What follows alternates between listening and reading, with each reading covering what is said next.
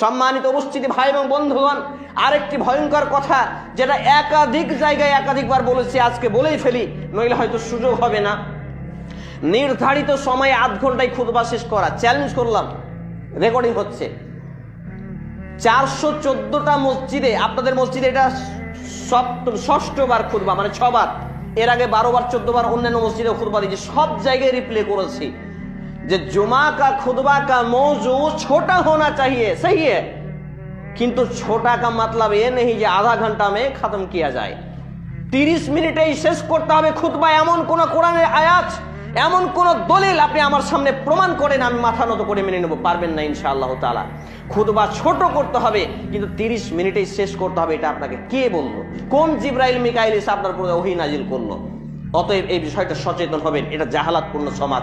একটা বিষয় ফিট হয়েছে, বিষয় শেষ করা হবে, তারপর আপনার খুতবা শেষ হবে। 2-4 মিনিট আগে হতে পারে, 2-4 মিনিট পরে হতে পারে, কিন্তু আপনি নির্ধারণ করার কে যে না আধ ঘন্টায় খুতবা শেষ করতে হবে? কোনো মসজিদ কমিটিও পারবেন না, কোনো ইমামও পারবেন না। যদি গায়ের জোর দেখান তাহলে দলিল দিয়ে দেখাবেন, দলিল ছাড়া নয়।